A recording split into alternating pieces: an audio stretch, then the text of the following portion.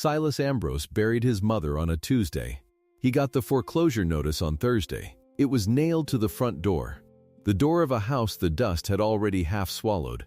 He came up the porch steps with his hat in his hand, and there it was, a square of paper flapping in the hot wind. He did not curse. He read it once. Then he read it again.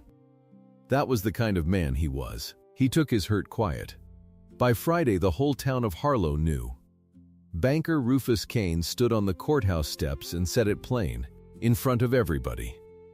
A dead man's boy inherits a dead man's dirt. Sign it over or the county takes it a week Tuesday. $1,180 owed. 41 days to find it. Across the section line fence, on the Pruitt place, the silent hired hand lifted his head. He never gave his name. But when he heard the word Ambrose, his hand went white around something in his pocket, and Silas would have sworn the man already knew exactly where the old boundary stone was buried. If you've ever been underestimated by someone who should have looked closer, this story is for you. Before we go on, do me one small thing. Subscribe so you don't miss how this ends. And comment the town you're watching from. I want to see how far this one travels. Now let me tell you the whole of it. Silas Ambrose grew up on 800 acres of wheat. His mother, Ada, held those acres together with her own 2 hands and a photograph of a soldier. The soldier was his father. Silas could not remember the man's face without the photograph to help him. He'd been 6 years old when the telegram came.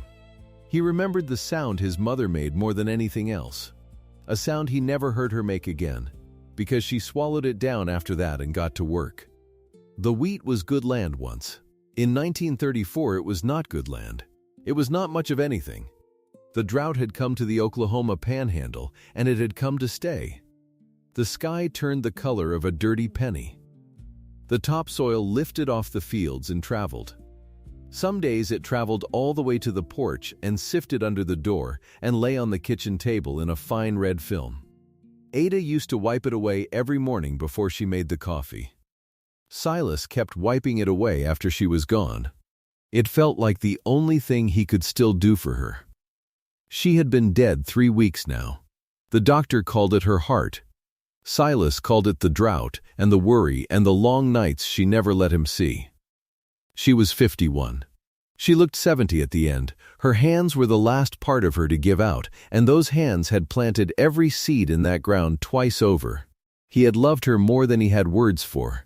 When she took sick that last winter, the doctor wanted $2 a visit, and there was no $2. So Silas sold his boots. His good boots, the ones with the double-stitched soles his mother bought him the year the wheat came in fair. He sold them to a man in town for $1.50, and he walked home in his socks through the cold field, and he never told her. He told her the doctor came free out of Christian kindness. She believed him because she wanted to. That was the only lie he ever told his mother, and he told it out of love. The one thing Ada owned that was worth anything, she never sold. Not when the seed money ran out. Not when the mule died and they couldn't replace it. It was a pocket watch, a dented nickel watch, plain as a stone, and it did not run. It had stopped at 11 minutes past 4, and it had been stopped at 11 minutes past 4 for as long as Silas had been alive. She kept it in a handkerchief in her apron pocket. Some nights he'd catch her holding it, her thumb rubbing the dent in the case, her eyes far away. "That's your father's," she told him once. He was small then. He carried its twin in France. This one stayed home with me. His went in the mud over there, same as him. She never said more than that. She'd close her hand around it and put it away, and the subject was closed. After she died, Silas took the watch and kept it in his own pocket. It was heavier than it looked. Sometimes he'd take it out and hold it the way she used to hold it. 11 minutes past 4. He wondered 100 times what had happened at that hour, to stop it forever. He never learned, not for a while yet. So that was Silas Ambrose, 22 years old. Alone on 800 acres of dying wheat, in a house full of dust and one dead woman's things, trying to hold on to the ground his father was supposed to have died for. He had no money. He had no help. And on Thursday he had a paper nailed to his door telling him the ground wasn't even his to hold. The next week Silas walked into town to see about the note. The bank was cool and dark and smelled of ink and cigars. Rufus Kane kept him waiting 40 minutes on a hard bench, then called him in and did not offer him a chair. Kane was a big man gone soft. He wore a gold watch chain across a belly that had never known a hungry day. He was president of the Cimarron Farmers and Merchants Trust, and he owned half the paper in the county, and he wanted the other half. He looked at Silas the way a man looks at a stray dog that has wandered onto his porch. "Your mother signed the note," Kane said. He slid a paper across the desk with one finger. 1929, $800 against the improvements. Standard terms. "She paid on it," Silas said. "Every year she paid on it. I saw her do it. She paid the interest." Kane smiled. It was not a kind smile. "There's a clause. The principal comes due in full, all at once, this year. Balloon, we call it. It's right there." She signed it. Silas looked at the paper. He could read, but he could not read this. The words were long, and they were built to hide inside each other. $1,180, with the fees. His mother had signed a thing she did not understand, in a year when the wheat looked fine, and the future looked long, and the man across the desk had known exactly what he was doing when he wrote it. 41 days, Kane said. Then the county sells it on the courthouse steps to satisfy the debt. Unless you've got $1,180. He leaned back. His chair creaked. "You don't, do you, son?" Silas stood up. "I'll get it." "No," Kane said, almost gently. "You won't." And he went back to his papers as if Silas had already left the room. Silas walked home in the dust. He walked the whole 8 miles because there was no other way, and by the time he reached his gate the sun was going down red and swollen through the haze. His windmill stood against that red sky, and the windmill was broken. It had been broken for a week. The vane had come loose in a duster, and the whole head hung crooked, and without the windmill the stock tank was going dry, and Silas had not had the tools or the second pair of hands to climb up and fix it. Except now, it was fixed. He stopped at the gate and stared. The vane sat true. The head had been squared and pinned. Someone had climbed his tower and set it right while he was gone, and the tank below it was filling with clear water, and there was no note and no one in sight. He walked the fence line to see who. And there, on the far side of the section line fence, on Pruitt's ground, a man was walking away with a bag of tools over his shoulder. Silas knew him by sight the way you know any neighbor's hand. It was the silent one. The man old Pruitt had taken on years back, who did the work of 3 and said the words of none. Folks called him Gil because he answered to it, but Silas had never once heard the man give a full name. "Hey," Silas called. "Hey, was that you? On my mill?" The man stopped. He did not turn all the way around. Just enough to show one side of a weathered face under a battered hat. He was maybe 50, broad through the shoulders, gone gray at the temples, with the stillness of a man who had learned to hold very still a long time ago. "Mill was down," the man said. That was all. As if that explained it. As if a broken thing was reason enough to fix it, no matter whose it was. "I can't pay you," Silas said. "I got nothing to pay you with. Didn't ask." Silas came up to the fence. Up close he could see the man's hands, and they were like his mother's hands, ruined by work, every knuckle enlarged, every crack packed with the dirt of years. "The tank was near dry," Silas said. "How'd you know she'd fill that fast?" "Your well don't run off the tank alone." The man looked past Silas, out at the fields, at something Silas couldn't see. "There's a spring feeds it. Runs under the whole west section. Been running since before your granddad's time. Long as that spring runs, that ground's got water when every other section in this county's blowing away." He shifted the tools on his shoulder. "You didn't know that?" "No," Silas said slow. "I didn't." The man nodded, like that was expected. He turned to go. Then he stopped, and without looking back he said one more thing. In that flat, quiet voice. "Your smokehouse floor's laid wrong. Bricks run crossways where they ought to run long. Somebody meant to lift it. Once, you might have a look. Hard times." And then he walked off into the red dusk with his tools and left Silas standing at the fence with more questions than he'd had in weeks. Silas thought nothing of the smokehouse. A man notices a badly laid floor, that's all. He thought instead about the water. A spring under the west section. Water in a county dying of thirst. That was the first time Silas wondered why Rufus Cain wanted this particular dirt so bad. The days went by, and they went by fast. Silas sold what he could. He sold the good harness and the wall clock and his mother's sewing machine, and it all came to $9, and $9 against $1,180 was a joke that nobody laughed at. He wrote to a cousin in Kansas who wrote back that times were hard there too. He went to 2 other banks in 2 other towns, and both of them looked at the Cain note and the drought map and showed him the door. Twice more that month he saw the hired man. Once the man mended a gap in Silas's fence where the wire had rusted through, again unasked, again gone before thanks could catch him. Once he left a sack of seed potatoes on the porch step. Silas would have thought the man was simple, the way he gave without a word, except there was nothing simple in those eyes. There was something watchful in them. Something that had measured every acre of the Ambrose place and knew it better than Silas did. The second thing happened at the water trough on the line fence, where both places came to draw.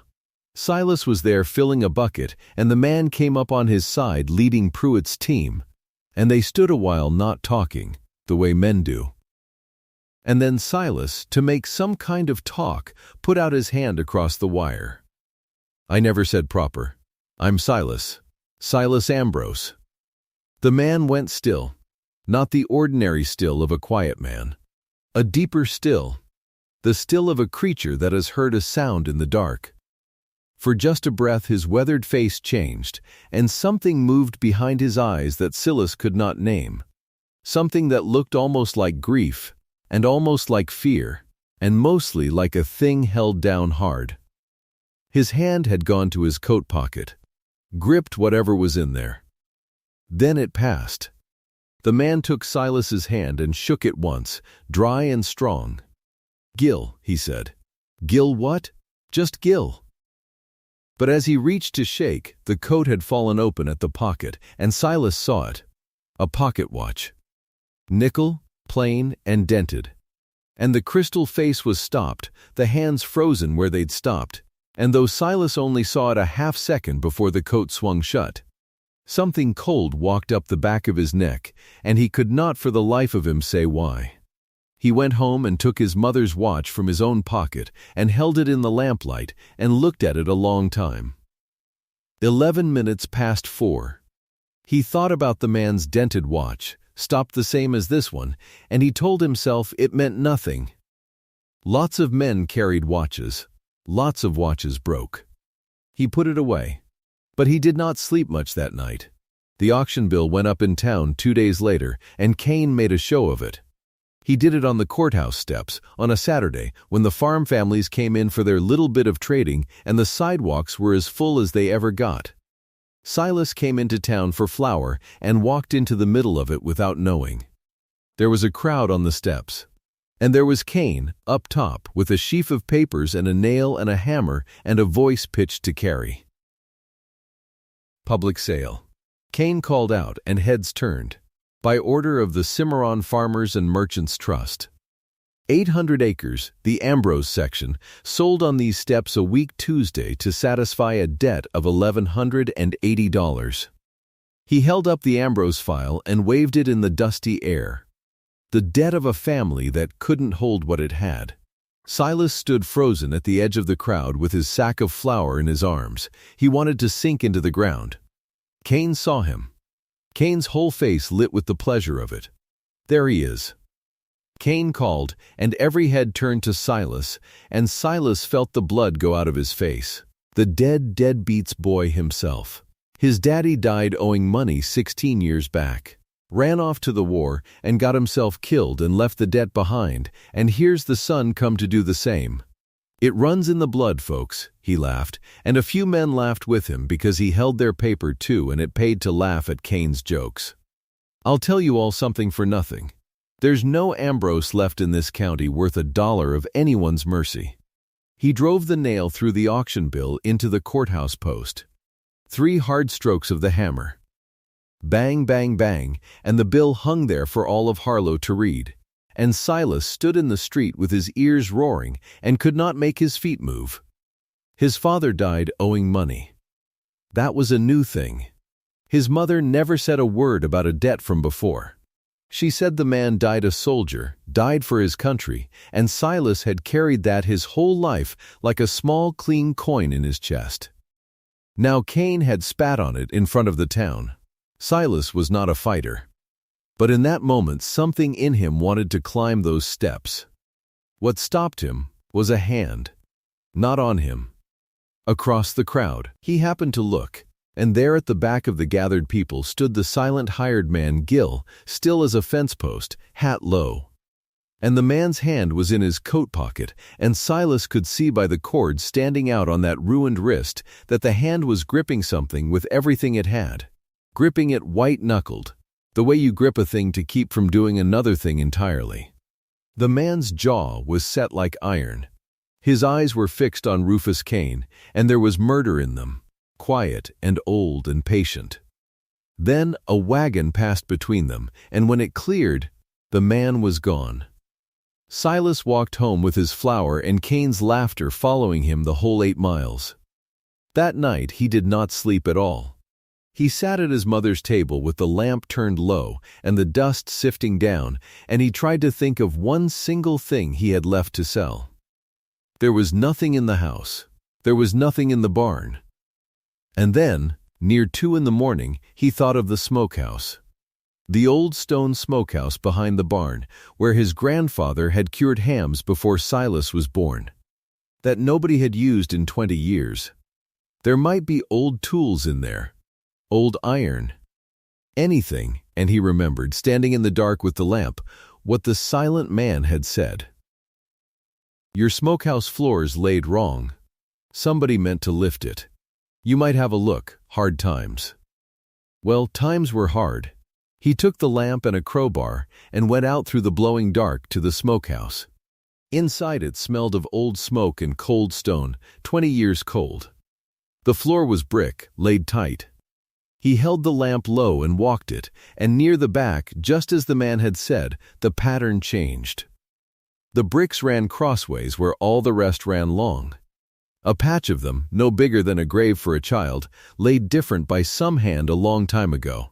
Silas set the lamp down and worked the crowbar into the seam. The bricks came up harder than they should have, mortared and set to stay. He sweated and pried in the lamplight, and the dust sifted in under the door. And under the crossways bricks there was sand, and under the sand, when he dug down the length of his forearm, the crowbar struck something that rang. Not stone. Iron, he dug with his hands then. And he pulled up out of the earth a strongbox. A rusted iron strongbox the size of a Bible chest, heavy, so heavy he grunted lifting it, heavy with something that shifted and settled when he tipped it. It was locked. A stout iron lock, rusted solid, no key. He sat back on his heels in the cold smokehouse with the thing in his lap and his heart going hard. He shook it. Something inside gave a soft, heavy sound, not the rattle of tools, not iron on iron. A dense, packed, whispering sound. He did not know what it was, but he knew somebody had buried it deep and locked it tight and laid a false floor over it to hide it, and that somebody had gone to that much trouble for a reason. And he knew one more thing, sitting there in the dark. The silent man from Pruitt's place had known this box was here, had all but sent him to it. A stranger who wouldn't give his last name knew the secret buried under the Ambrose smokehouse floor, knew it better than the last living Ambrose did. Silas carried the box to the house and could not open it and sat with it till dawn. He should have thought only about the money then. 41 days had become 30, then 20. But he found he could not stop thinking about the man. Gil who was not Gil. The man who fixed his mill and knew his spring and knew his floor and gripped a dented, stopped pocket watch white-knuckled when Rufus Cain laughed at the name Ambrose. So Silas went looking for reasons to be near him. The barn on the Ambrose place had a sagging beam, and Silas let it be known along the fence he could use a hand raising a new one, and he half expected nothing. But the next morning the man came, crossed the fence with his own tools and never a word about pay, and the two of them worked the whole day together in the dust, raising the beam.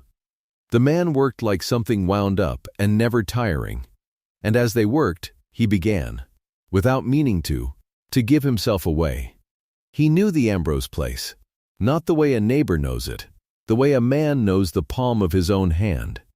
He knew where the old dug well had caved that Silas's mother had never spoken of. He knew which corner of the North 40 flooded in a wet year. And near the end of the day, resting in the barn door with the red sun coming through the dust, the man got to humming. It was low, almost under his breath, the way a man hums when his hands are busy and his guard is down. And Silas knew the tune. He knew it the way you know your own name. It was the tune his mother hummed every wash day, every canning day, over the stove and over the tub all the days of his life, a slow, sad, marching kind of tune. He had never known its name. He had never heard another living soul hum it, only his mother. And now this stranger humming it soft in the barn door, not even knowing he did it. Silas went very still. "Where'd you learn that?" The man stopped mid-note. That deep stillness came over him again. "Learn what?" "That tune. You were humming it." "Wasn't," the man said. And he stood up and gathered his tools and the day was over. But before he crossed the fence, Silas said, to his back, "How big is my section?" "The old survey." Before they ran the new lines. The man stopped with his hand on the wire. And without turning around he said, flat and certain, like a man reading from a page held in his memory, 16 years, 840 acres. Not 800. The old boundary stone sits 40 rods east of where the new survey put it. Down in the draw by the 3 cottonwoods, buried under a cairn your granddad raised. They moved the line on paper. They never moved the stone. He paused. "You've got 40 more acres than that bank says you do, boy, and the springs on every one of them." Then he crossed the fence and was gone, and Silas stood in the dark with his mouth open. They moved the line on paper. A banker had done that, a banker who wanted the water. And this silent hired man knew the true line, knew where the real stone was buried, knew it to the rod, knew a thing that had been hidden from Silas's own mother. Silas began to watch the man the way you watch a locked door you're sure has something behind it. He watched him at the shared trough and at the fence, and the one time both places came together to fight a grass fire on the section line. And it was at the grass fire, beating out flames with wet sacks in the smoke and the heat, that the man's shirt caught on a nail head on a fence post and tore clean up the back. And Silas saw the scar. It ran the length of the man's side, from the low back up under the arm. A long twisted seam of old white scar, the kind of wound that should have killed a man and hadn't. Shrapnel. Silas had seen such scars on old soldiers in town. This was a battlefield scar, years healed, and it was carved into the body of a man who did farm labor for old Pruitt and gave no last name. The man felt the tear and the eyes on him and turned fast and pulled the shirt closed. But the coat had swung as he turned, and the lining had shown, and pinned inside the lining, close to the heart where a man keeps a thing that matters, Silas saw a scrap of ribbon. A faded ribbon, its colors gone soft with age, folded and pinned careful. Silas did not know what it was. He knew it was the kind of thing a soldier keeps. He knew it was the kind of thing you don't wear where the world can see it, but you don't take it off either. The fire went out. The men scattered. The hired man walked home holding his torn shirt closed with one fist, and did not look back. Silas walked home too, and on the way, and all that night, he added it up. A man who knew every fence line and buried stone on the Ambrose place. A man who knew the smokehouse held a locked iron box. A man who hummed the tune only Silas's mother ever hummed. A man who gripped a dented, stopped pocket watch, the twin of the one in Silas's pocket, when he heard the name Ambrose. A man with a soldier's scar and a soldier's ribbon hidden over his heart. A man who had appeared on the next farm over and stayed there quiet for years, working, watching, saying nothing, giving without being asked, and never ever giving his name. His mother had said his father died in France. Died in the mud, the twin watch with him.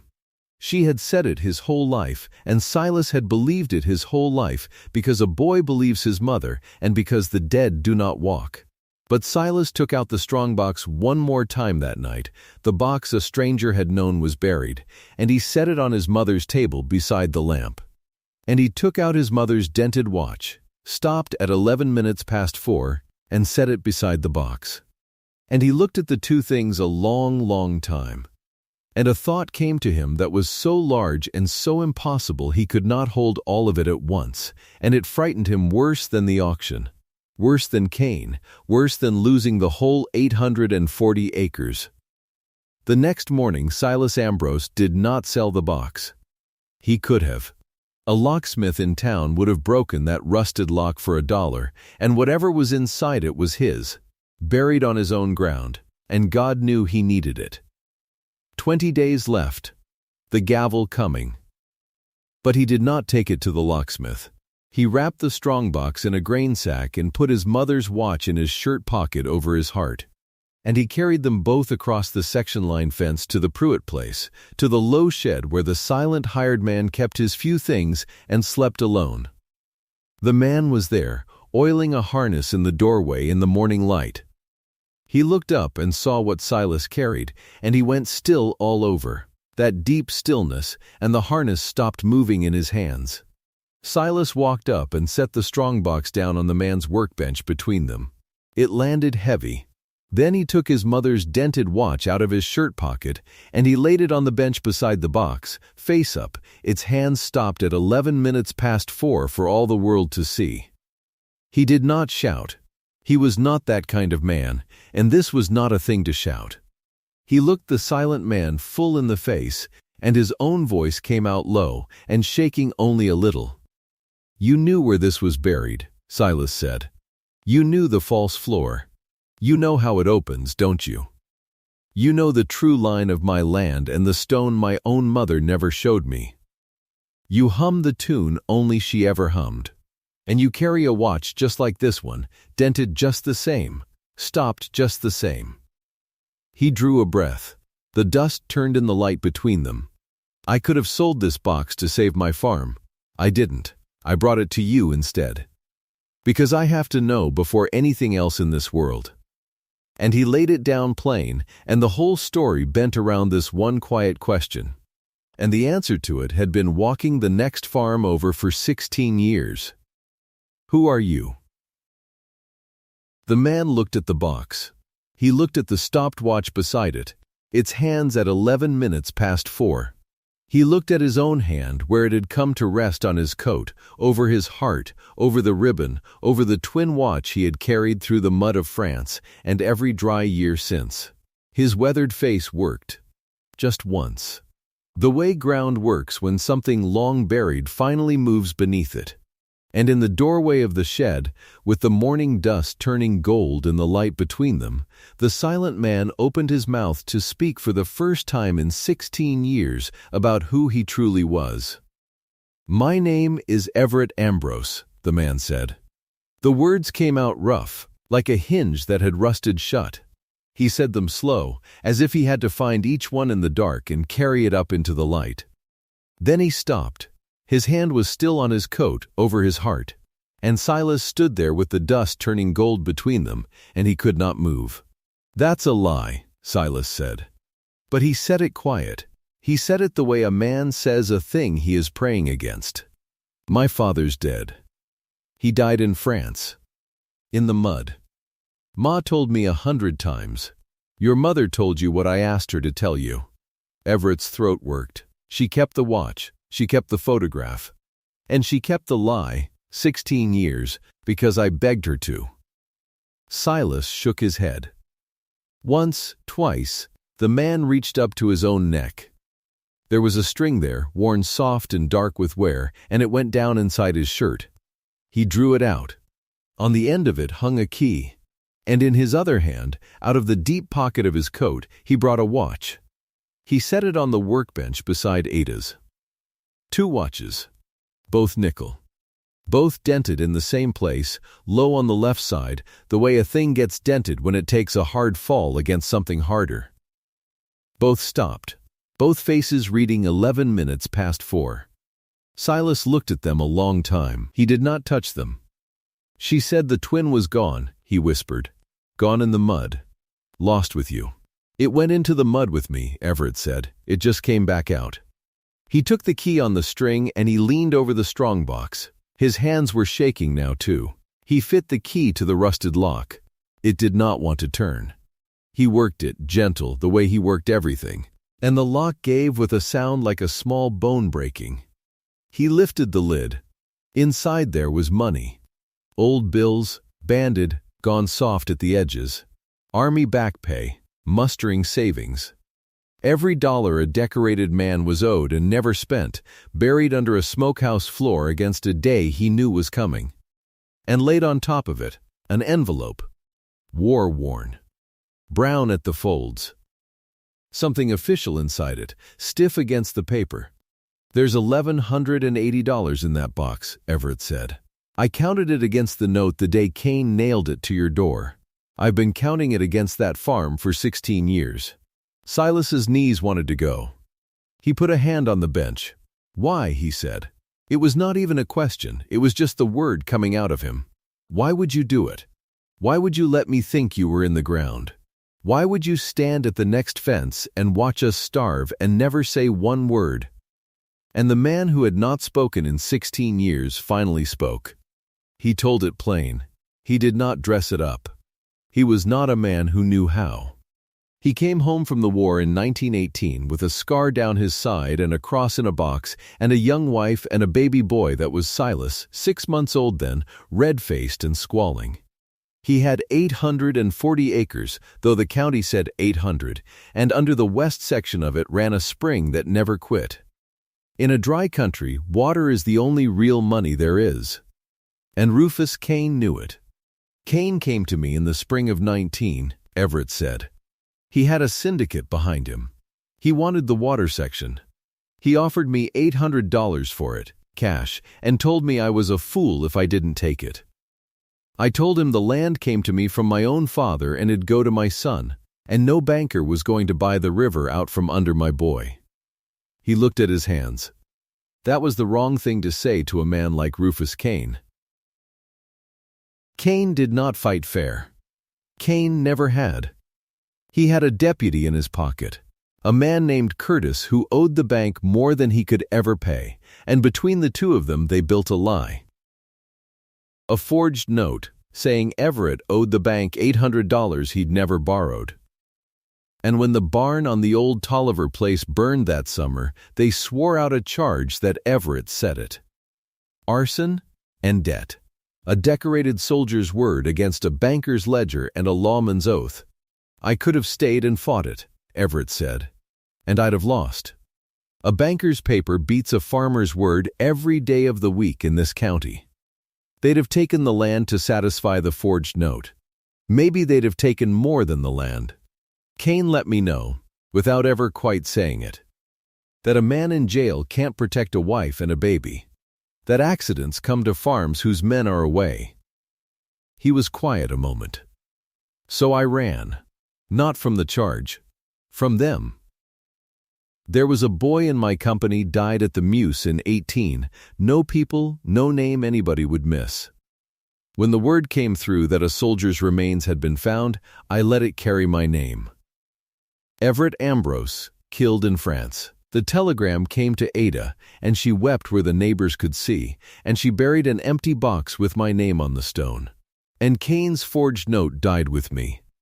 Because you can't foreclose on a dead man's estate the same way, the syndicate lost its lever. The land stayed with the widow. Cain couldn't touch it without showing his hand. So you were dead, Silas said, to keep the land. I was dead to keep you. Everett looked at him full. I buried the money for the day the note came due again. Because I knew Cain would wait, and I knew he'd come back the minute your mother was gone and there was only a boy standing on that water. And I hired on at Pruitt's, 40 rods east of my own fence line, and I watched my son grow up on the other side of it. I fixed what I could fix in the dark. The windmill. The well. I couldn't say a word. A word would have undone the whole thing. A dead man can't have opinions about a fence. Silas sat down on the edge of the bench because his legs would not hold him. His father was standing 3 feet away.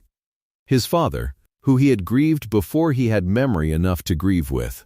His father, who had watched him sell his own boots for a doctor and had not been able to say one word.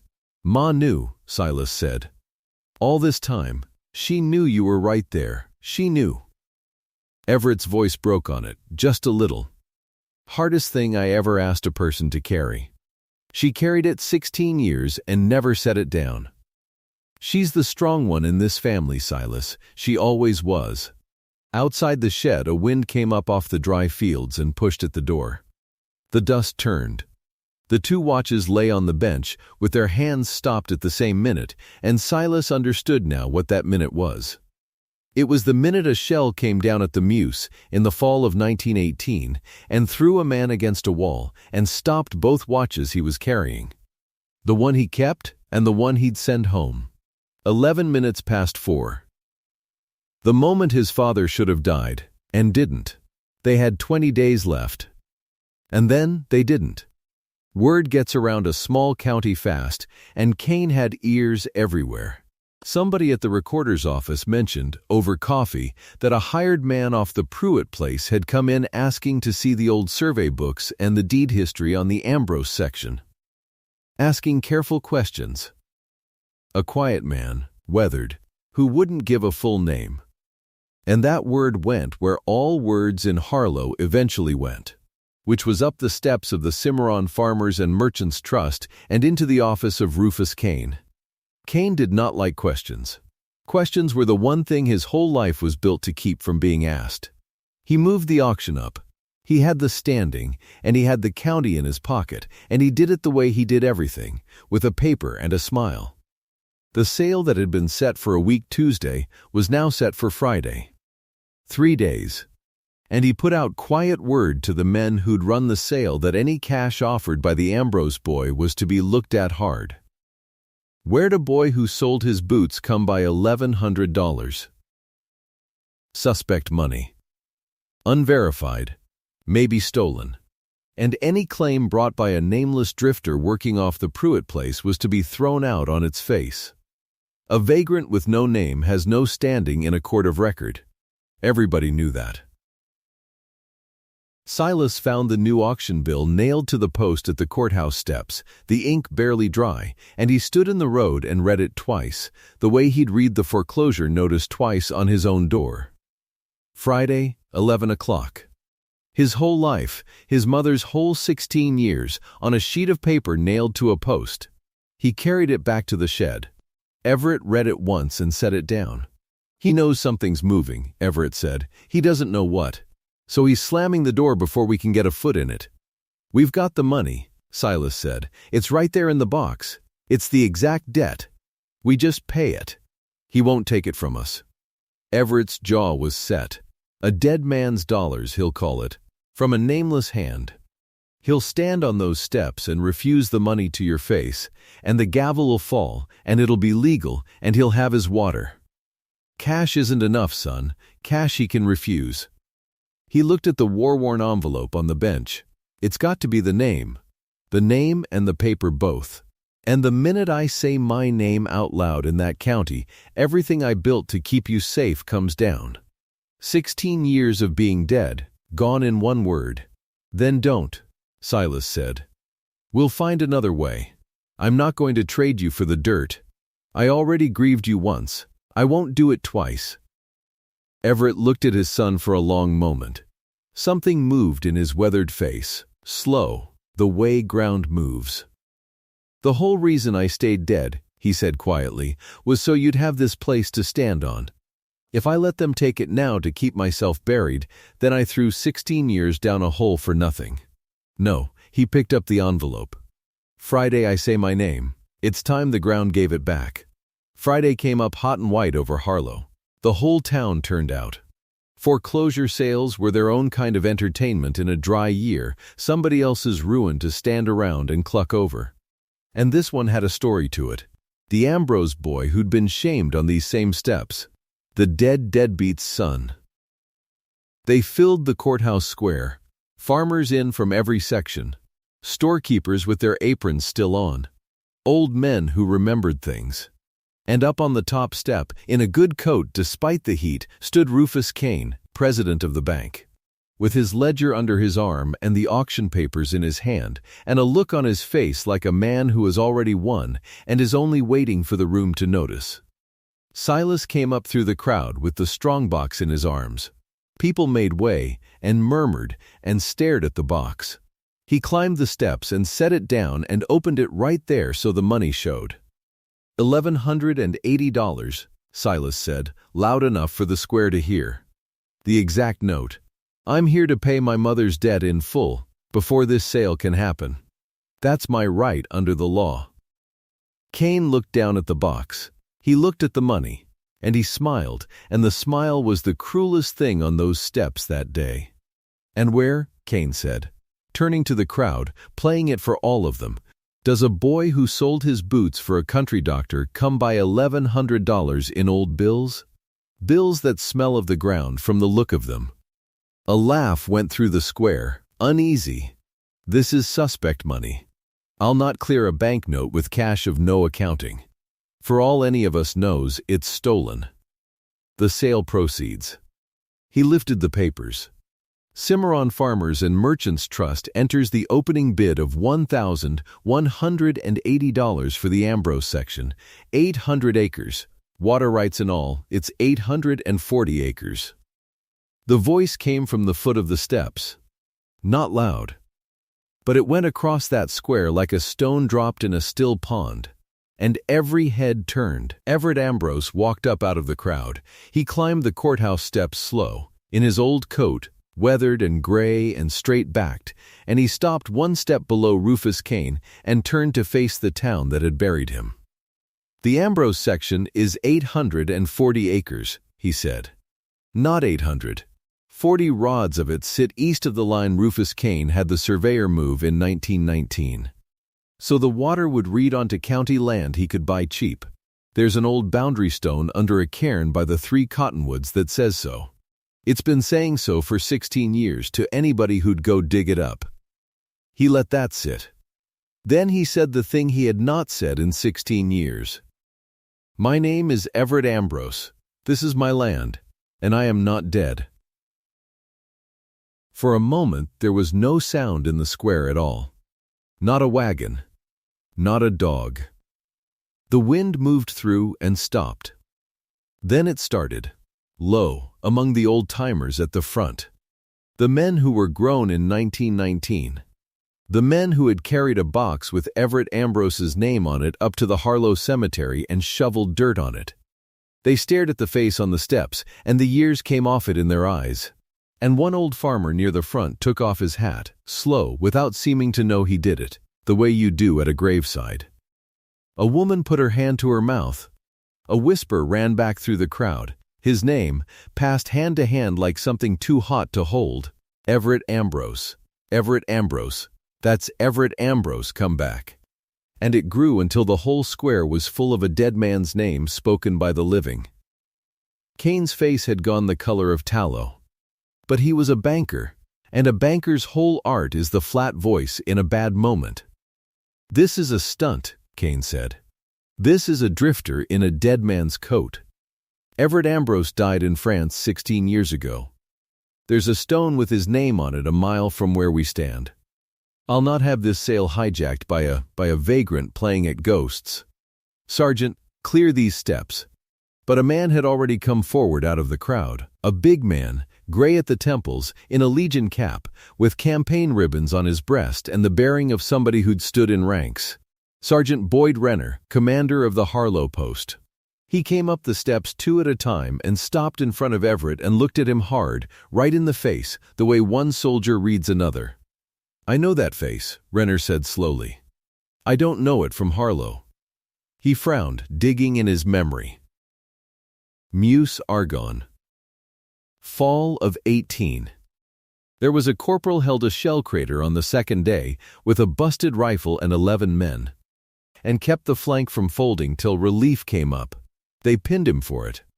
I heard the citation read myself at a reunion in Enid years back, and I never forgot it, because the man in the story was supposed to be dead. His voice dropped. Ambrose, Corporal Everett Ambrose. Distinguished Service Cross. That's him. An old man called from the crowd, his voice cracking. That's Everett. I'd know him. That's Ada's Everett, alive as you or me. Renner turned to Everett. You've got proof of what you're saying? A man doesn't come back from the dead on his say-so. Everett reached inside his coat, not to the pocket where the watch had been, to the lining over his heart. His fingers found the seam and drew out something small and faded, and he held it out on his open palm, a ribbon. Frayed, the colors gone soft with 16 years of sweat and dust and hiding.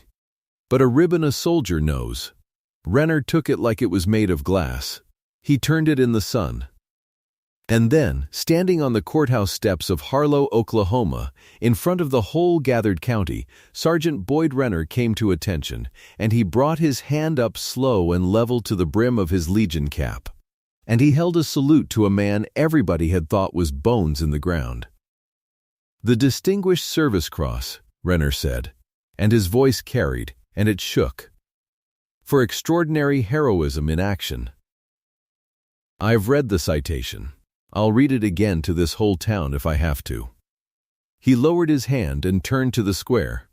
"This is no drifter. This is a decorated soldier of the United States Army, and I'll swear to his face on any Bible you put in front of me." The salute did something to that crowd that the words hadn't quite done. Men who'd served, and there were many, they straightened where they stood. A few hands came up in their own rough salutes. And Rufus Kane, up on his top step, felt the square turn under him like a floor going soft. But it was not enough yet, and Everett knew it. A salute is not a deed. Kane still had his papers. "Touching," Kane said, and his voice had an edge in it now, a thin high edge. "A war story. But this is a court of record, not a Legion Hall. Sentiment doesn't clear a mortgage. I hold a note. The note is against the Ambrose estate. And whether this man is Everett Ambrose or the ghost of Christmas past, the debt stands. And the sale, the debt, is a forgery." A new voice. Dry, precise, a clerk's voice. And a thin man in shirt sleeves and sleeve garters came out of the courthouse door behind Kane, and he had a ledger of his own, and a fistful of papers and spectacles pushed up on his forehead. Deputy Recorder Hollis. He had been in that courthouse since before the war, and he had seen every deed and note and survey that passed through Cimarron County. And he did not like Rufus Kane, and he never had. "Mr. Ambrose came to my office 2 weeks ago," Hollis said, "and asked me to pull the old books. And I did. And I have been reading them since." He held up a paper. "This is a war envelope Mr. Ambrose left in my keeping. I opened it in the presence of the county attorney this morning at his request. It contains 3 documents. He was enjoying this, in his dry way. 16 years is a long time to wait to embarrass a banker. 1, he held it up. A notarized enlistment and service record for Everett James Ambrose, born in this county, mustered in 1917. His face, his mark, his people. There's no question who he is. It matches the man on these steps. 2, another paper.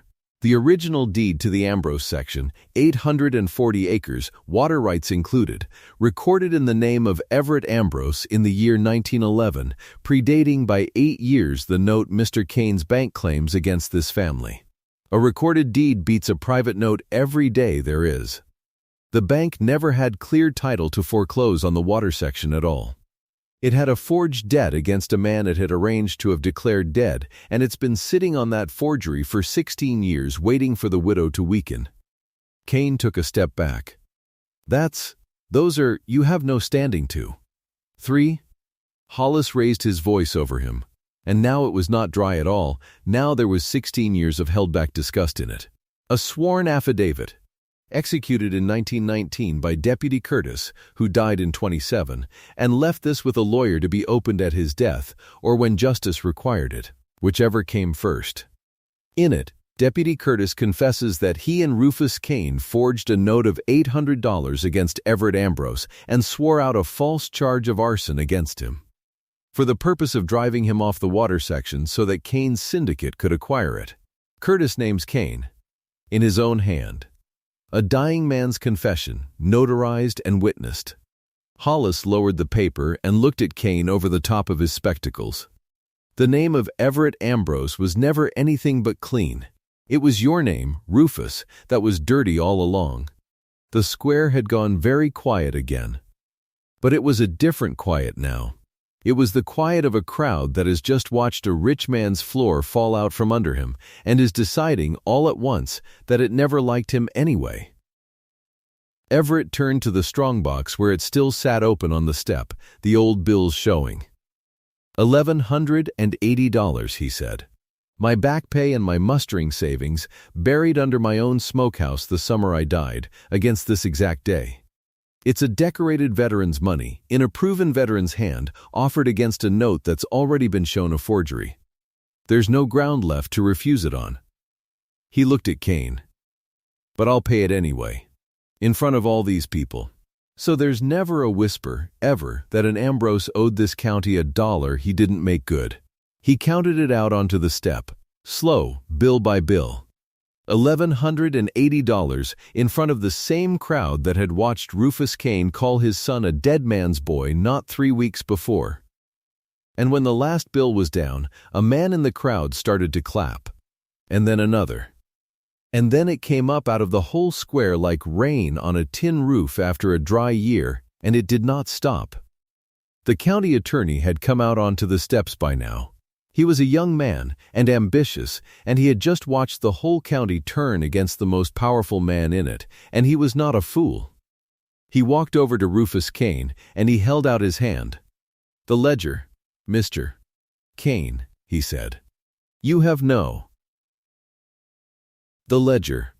He did not raise his voice. He didn't need to.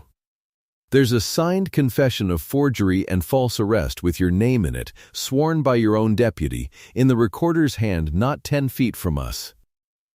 There's a doctored survey, and I expect when I go looking I'll find the surveyor's pay in your books. There's a foreclosure built on a forged note against a decorated soldier your bank helped bury. I'll be taking your ledger, and I'll be taking your bank's books, and I'll be asking you to come inside with me now, quiet, in front of these people or not quiet. Your choice. It's the last one you'll get to make on these steps."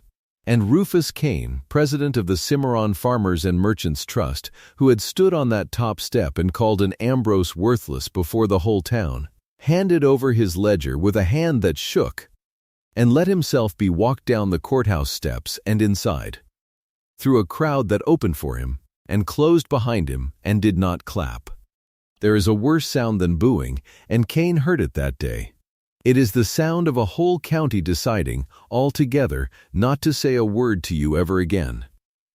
Everett watched him go. He did not gloat. It was not in him.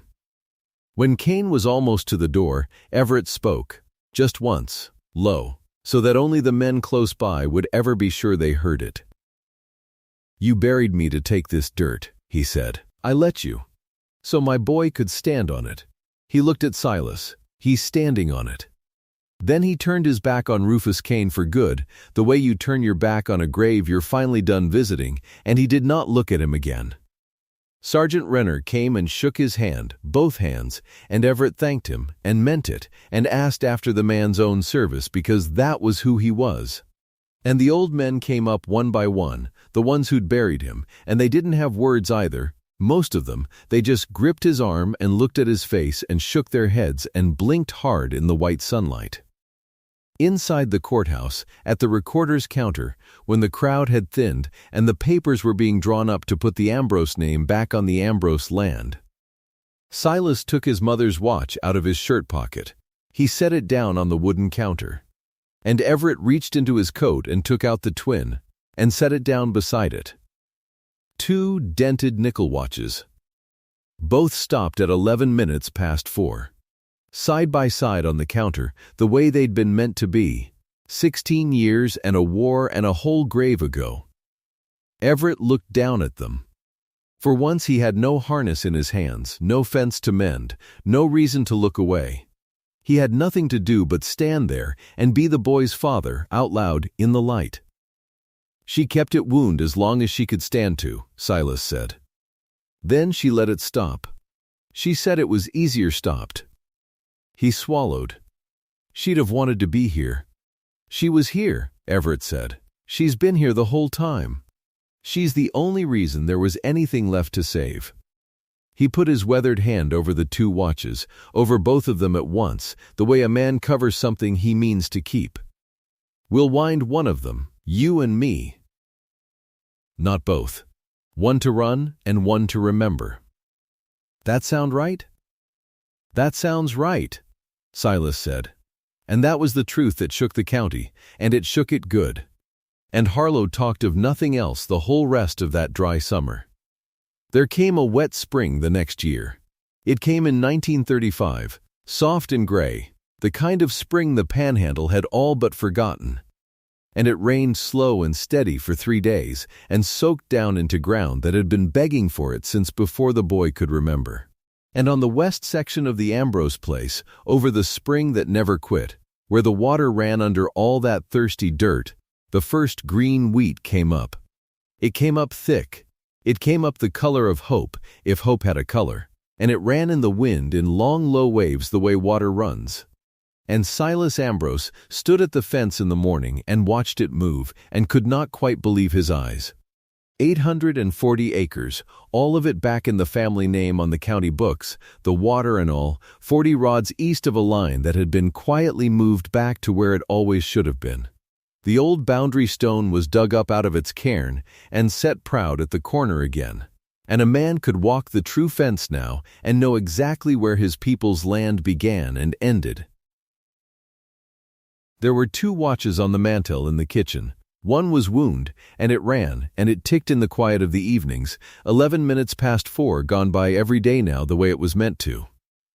The other was stopped, and it stayed stopped, and nobody wound it, because some things you keep exactly the way grief left them. One to run and one to remember. Ada would have understood that better than anyone. Everett didn't say a great deal more than he ever had. 16 years of silence doesn't leave a man overnight. But in the evenings, out along the fences, he talked to Silas the way he'd wanted to for all those years he couldn't. He walked him out to the 3 cottonwoods and showed him the true corner. He showed him where the spring came up sweetest, and where the ground held water, and where it wouldn't no matter what you prayed. And which fence posts his own father had set before the war. Every fence line. Every spring. All the things he'd known the whole time and hadn't been allowed to say. He handed the boy the land the way you hand somebody a thing you carried through fire to keep for them. Which is exactly what he had done. As for Rufus Kane, the bank changed its name that fall. New men, new sign, a fresh coat of paint on the window. But the steps out front stayed the same steps. Folks noticed that. They'd climb them to do their banking, and some of them, the old ones, would look at the top step where a man had once called an Ambrose worthless. And they'd remember who'd walked down those steps and who'd walked up them, and they'd go on inside without saying anything. The county has a long memory. The ground remembers the rightful name. Some men die so that others can grow. That's an old thing, older than that farm, older than that war. A man went down into a grave with his own name on the stone and stayed down there 16 years. Silent. At the next fence over, fixing windmills in the dark and burying money against a day he wouldn't live to see out loud, so that a red-faced baby he'd held once could grow up to stand on his own dirt in the sun. That's not weakness. That's the strongest thing there is. And the ground knew it. The ground always knew whose name it belonged to. Even when the paper lied, and the stone lied, and the whole county believed a lie. The wheat came up green over the truth, the way it always does, given water and given time. Silas stood at the fence that spring morning with his father beside him, both of them quiet, watching the green run in the wind, and the watch in his pocket ticked, wound and running, keeping time again at last. If someone in your family was ever declared gone too soon, lost, buried, written off before their story was rightly done, say their name in the comments. Say it out loud. The ground remembers. And so should we.